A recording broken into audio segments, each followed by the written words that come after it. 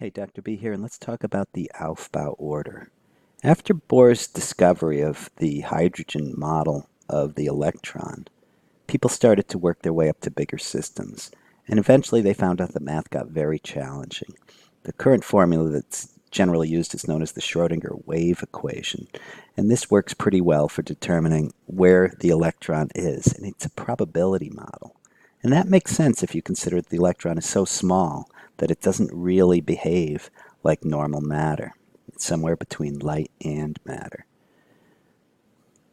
So before, we had the Bohr model, electrons residing in shells. Such a clean model. It's a shame it didn't work for all the elements. You got the nucleus, you got electrons in the first, second, third shell. After, however, this model, and it seems to agree with experiment quite well, is that the electrons are in orbitals.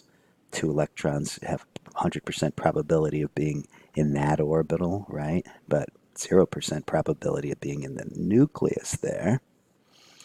And the second two electrons will be in this orbital, then two in here, two in here, two in here. We're still in the second shell, if you will. And now into the third, there, and there. And each of these represents where two electrons would be. Bit of a surprise, right? It follows a nice clean order, and let's go ahead and learn what it is. It's known as the Aufbau order. First you have your shells, just like Bohr did, and electrons go within them. But within them we have what you might call subshells. We're going to call them atomic orbitals. They're arranged by pairs of electrons. And it gives rise to this nomenclature system that people have evolved to use, and let's learn it. So you have the level, the orbital, and the number of electrons.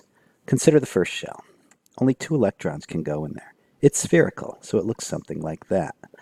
This is known as the 1 as in the first shell, s as in that orbital, and we give it the designation 1s2.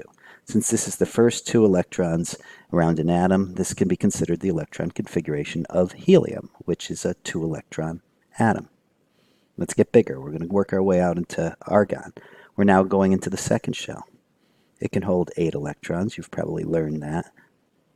But it's divided up into subshells. The first go into a spherical orbital known as the 2s orbital.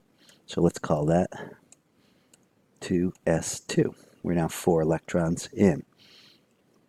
But now the remaining 6 electrons can go into 3 perpendicular p-shaped orbitals, and they look like that, kind of like barbells. There's the x, there's the y, and there's the z for the x, y, and z axes. That means they're all perpendicular to each other. They all have the approximate radius of a second shell. Do notice that they overlap with the first shell, so it's not just like a Russian doll. It actually fills up from the nucleus on out each time. And this we will call 2p6. 2px, 2py, and 2pz. This is the electron configuration of neon. 1s2, 2s2, 2p6. Let's go to the third shell. We begin with a s orbital, 2 electrons that are in a larger radius sphere. So that's 3s2, we're at atomic number 12. And once again, but with a larger radius, we have the 3p6 groups of orbitals. 2 in there, 2 in there, and 2 in there. 3p6. So if this is making sense to you, you could say argon has an electron configuration of 1s2, 2s2, 2p6, 3s2, 3p6.